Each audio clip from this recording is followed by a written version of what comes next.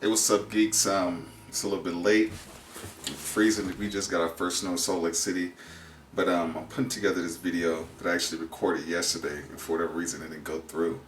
But last week and the next coming weeks, I'm going to be doing a few interviews, and I figure I'll just touch base on that and let you guys know how that interviewing process goes, and then any kind of suggestions that I have for you guys. Now, the first thing I'm going to actually cover is books. Okay, so the first book we're looking at is Cracking the Top Tale Interview. Now, the reason I'm going over this book is basically because my dream job is top tale. You know, it allows me to work remotely, and I can work for companies like the Cavaliers or Cleveland Cavaliers, a basketball team, or any kind of like professional sports team and whatnot. But they have major clients. You know, basically those developers make about 200 grand a year. So, you know, I've been reading this book to prepare for that. And then also there's another book called Cracking the Coding Interview. Now this is the one that's suggested by everybody. And I mean, I went through it, you know, for somebody who doesn't have a CS background. I mean, it's pretty helpful, but I would strongly advise you guys to check out this book, or check out both of them if you get the chance. Now, the next thing we're going to check out is a few, I want to say, websites that you can actually practice algorithms, or you can, I want to say, look at some kind of tutors or whatnot, but just go into it. Now, the first website is Hack and Rank. Hack and Rank is something that I used when I first got hired on, and then also something I use to this day. You know, it's just good to keep my skills fresh, and yeah, it's like the number one go-to spot. But LeetCode is a close number two. LeetCode, I would say, honestly, their algorithms have been a lot more challenging. You know, so I would try out bet all of them, and honestly, the easy ones, if you've done anything like this, the easy ones are just as hard as the medium or the hard ones. You know, the easy ones aren't easy, basically. You know, but then the next thing I got, I actually purchased a course online called from the website called Interview Cake.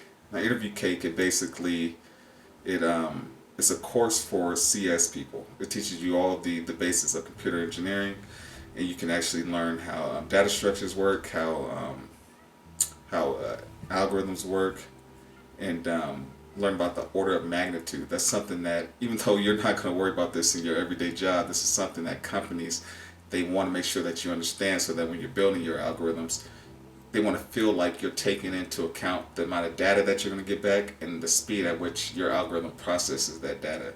So Interview Cake is pretty helpful. Honestly, it simplifies the CS, so I'm finding it very helpful. And then my fourth resource is actually Wyzant. I might not even be saying that right, but this is something that I just found, I want to say about a week ago. And I haven't hired anybody, but it's basically this website you can go to get tutors.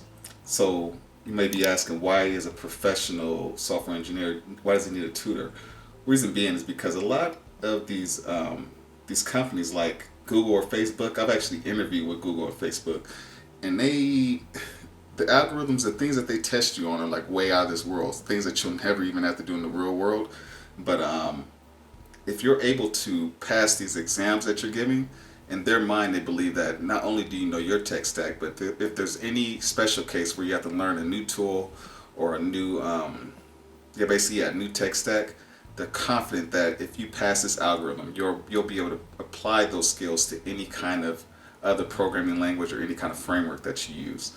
So for me, for somebody who doesn't have a CS major, a background in CS, I feel like it just speed up the learning curve. I can get somebody who's actually been, who's not only a tutor, but who's a tutor in computer science.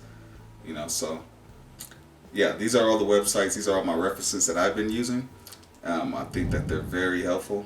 If you guys have any questions, feel free to reach out. And like, comment, subscribe, and I'll catch you next time. Peace.